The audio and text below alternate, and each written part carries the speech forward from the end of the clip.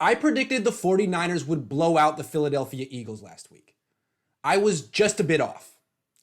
Let's try this one more time. The 49ers will blow out the Miami Dolphins at Levi's Stadium on Sunday. We'll beat them by 2 touchdowns and make the game seem easy. Here are 5 reasons why I'm so certain the 49ers will destroy Miami.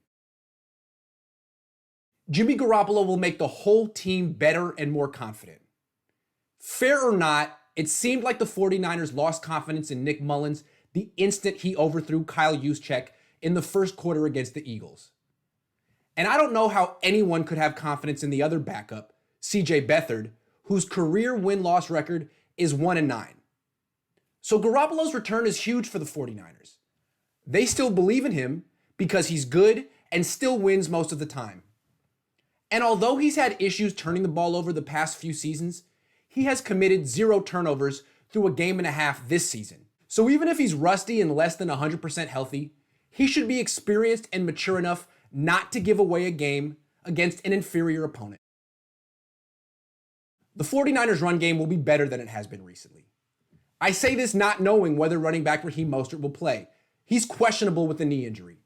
And he definitely is the 49ers' best running back. But even if he doesn't play, the 49ers run game should improve. Why?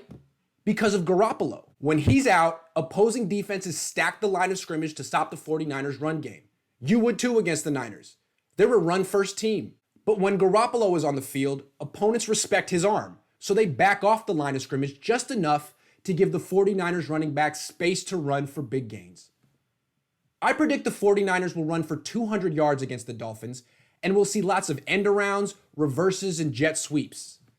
Kyle Shanahan took heavy criticism this week for not calling more of those plays against the Eagles. I'm guessing Shanahan heard the criticism and will correct his mistakes. The 49ers will be fresher than last week. Before playing the Eagles, the 49ers spent a week on the East Coast. They did this to avoid back-to-back cross-country trips to New Jersey. And the strategy paid off because the 49ers beat the Jets and the Giants in consecutive weeks. But when you spend a week on the East Coast and then travel back to the West Coast, you get jet lagged.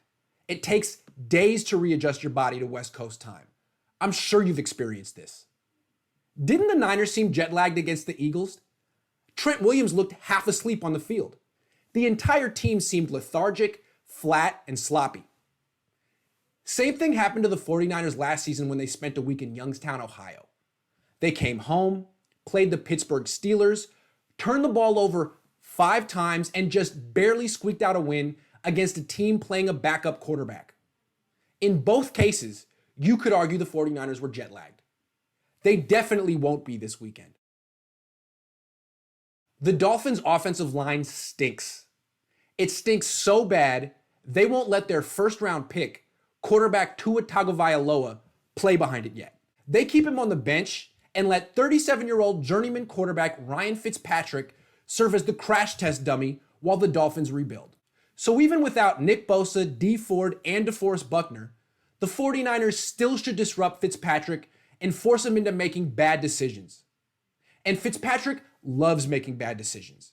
He could throw 3 picks in a game any given week. Arik Armstead will contain Fitzpatrick in the pocket. Armstead was one of the main reasons the 49ers lost to the Eagles.